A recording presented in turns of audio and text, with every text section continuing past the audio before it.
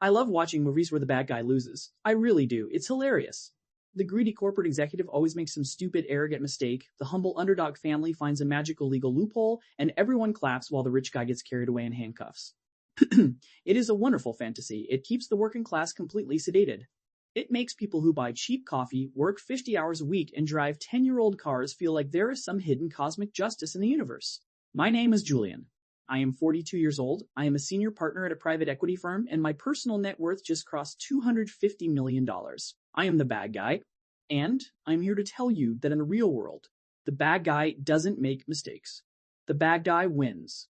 The bad guy takes everything you own, and he sleeps incredibly well at night. Let me tell you a highly detailed story about how I made my last $40 million. Pay attention, because they don't teach this kind of business in college. 4 years ago, my firm was looking to develop a massive, fully automated logistics and shipping hub on the outskirts of the city. We secretly bought up nearly 800 acres of cheap, undeveloped land through various anonymous shell companies based out of the Cayman Islands. It was a flawless, highly orchestrated master plan, except for one tiny annoying problem sitting right in the dead center of our new logistics empire. There was a 60-acre organic farm and a historic, rustic restaurant sitting exactly where our primary highway access interchange needed to be built. It was owned by the Miller family. The Millers were a disgusting, nauseating cliché. They had owned the land for 4 generations. The father, Thomas Miller, was this wholesome, flannel-wearing idiot who constantly talked to the local newspapers about soil integrity, ethical farming, and community heritage. They hosted free farmers markets on the weekends. They gave free meals to the homeless. The whole town absolutely loved them. I'm a businessman. I don't like wasting time. So, I decided to play nice.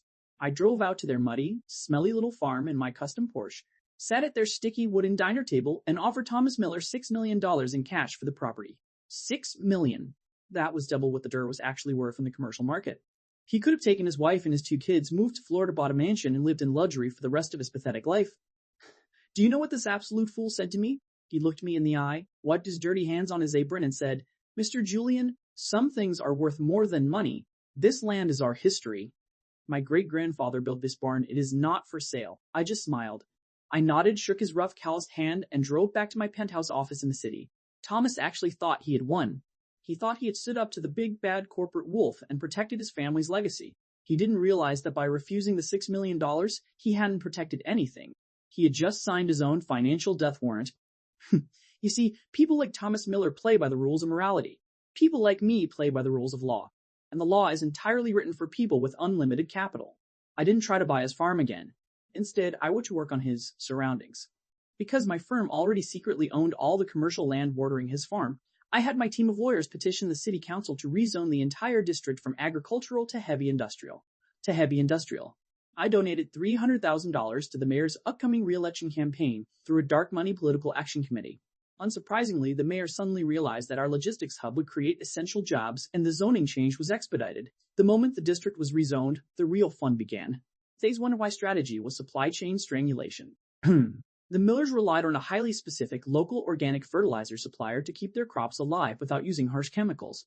I simply bought that supplier's parent company. The day after the acquisition closed, we canceled the Miller's supply contract. We cited logistical restructuring.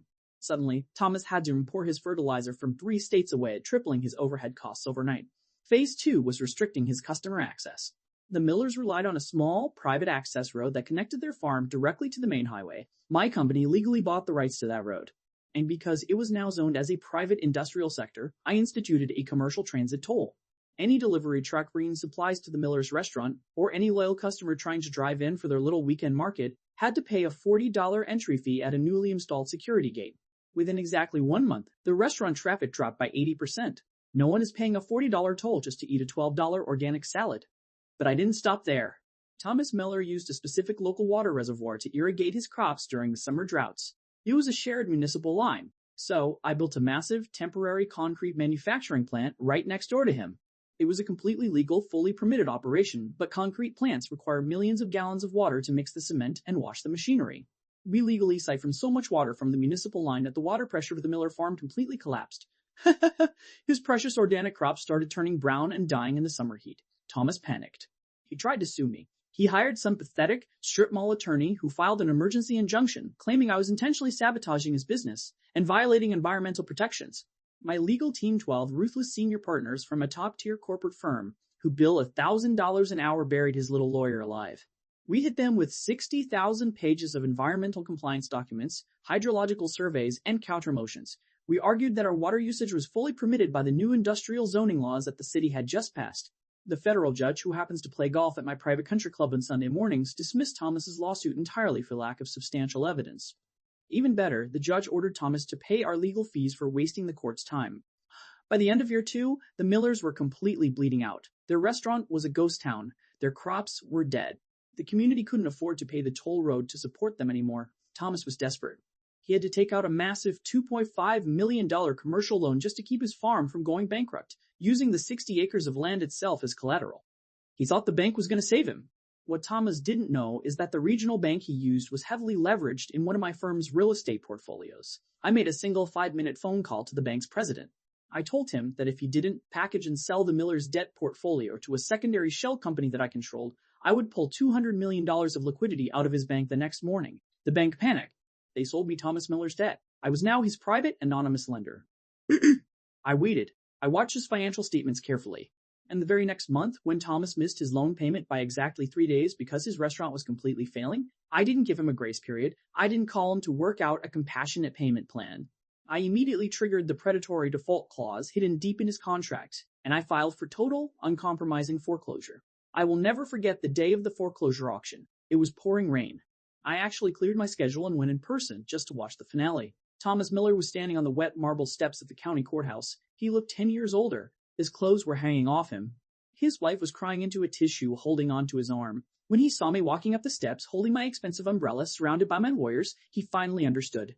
The proud, stubborn farmer who told me some things are worth more than money completely shattered right in front of my eyes. He actually dropped to his knees in the rain. He grabbed the fabric of my custom suit pants and begged me. He literally cried, begging me to give him 6 more months. He said his family would be homeless. He said his children's college funds were gone.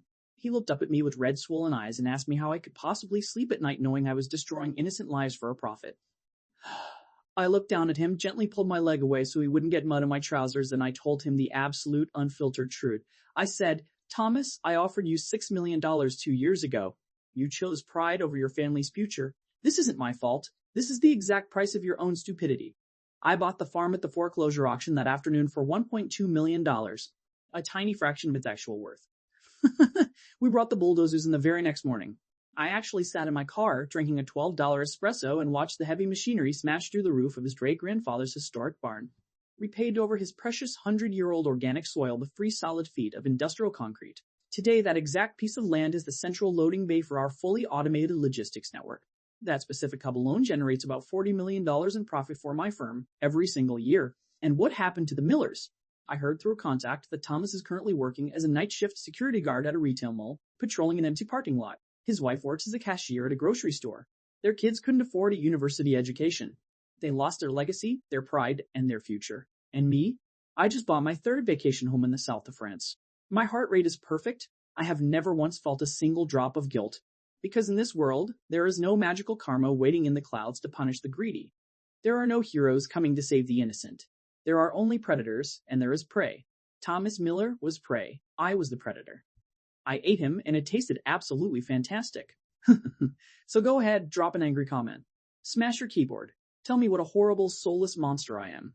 Tell me how karma is going to come for me one day and how I'm going to pay for my sins. Write a massive paragraph about how unfair the world is. I promise you, I will be reading your furious comments from the deck of my yacht, sipping expensive wine and laughing all the way to the bank, because every single comment you leave just makes this video go viral and puts more ad revenue directly into my pocket. Stay poor, everyone.